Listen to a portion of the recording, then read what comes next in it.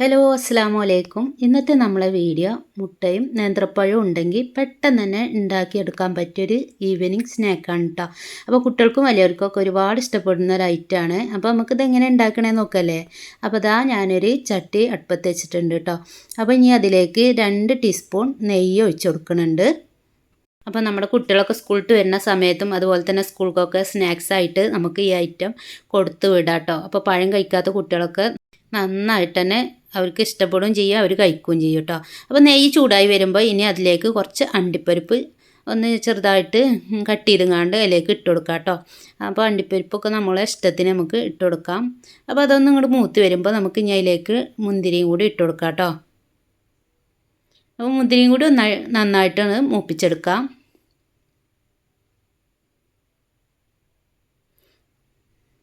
അപ്പോൾ നമ്മുടെ മുന്തിരി ഇതാ ഇവിടെ മൂത്ത് വന്നിട്ടുണ്ട്. ഇനി നേന്ത്രപ്പഴം കട്ട് ചെയ്തെങ്ങാണ്ട് ഇതുപോലെ കട്ട് ചെയ്തത് നമുക്ക് ഇനി ഇതിലേക്ക് ഇട്ട് കൊടുക്കാം കേട്ടോ.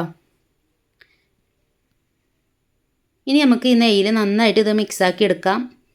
അപ്പോൾ നോൺ സ്റ്റിക്കിൻ്റെ പാത്രമുള്ളവർ ആ പാത്രം എടുക്കുമായിരിക്കും കേട്ടോ, ഒന്നും കൂടി നല്ലത് നമുക്ക് ഇളക്കാനൊക്കെ. അപ്പോൾ നമ്മുടെ പഴം നന്നായിട്ട് പഴുത്ത് പോവും വേണ്ട, അതുപോലെ തന്നെ നല്ല പച്ച ആവും വേണ്ട കേട്ടോ.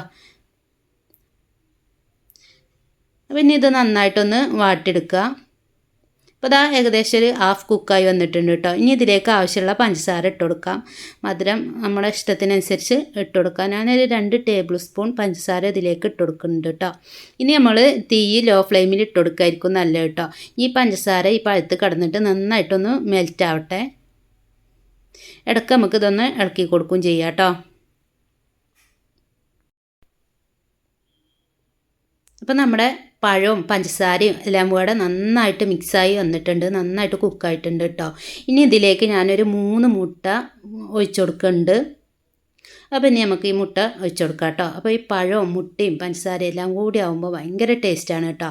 എത്ര പഴം കഴിക്കാത്ത കുട്ടികൾക്കും നല്ല ഇഷ്ടത്തോടെ അവർ കഴിക്കുകയും ചെയ്യും കേട്ടോ.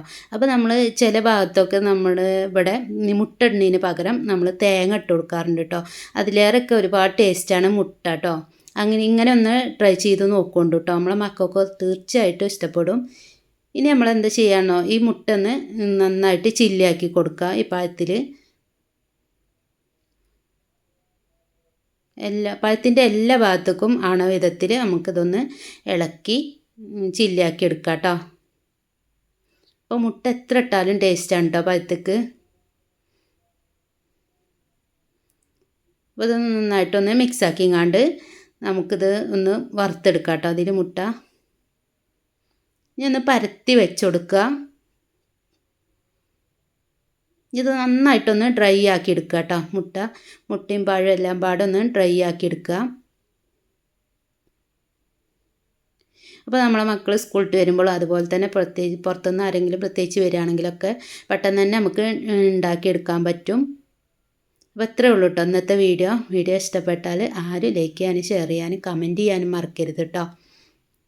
അപ്പോൾ വീണ്ടും നല്ലൊരു റെസിപ്പി ആയിട്ട് വീണ്ടും കാണാം. അസ്സലാമു അലൈക്കും വറഹ്മത്തുള്ളാഹി വബറകാതുഹു.